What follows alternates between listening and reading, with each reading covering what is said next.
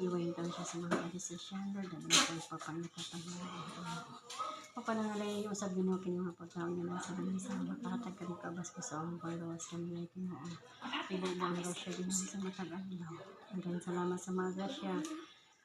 Ngayon mong gihatag na mo sa matag-adlaw Ginoo dami sa among pagbiyahe. Sa matag-isa ka na Ginoo iwain tayo sa mga desisyon Ginoo. Dahil na sa among pagpanginoon Lord.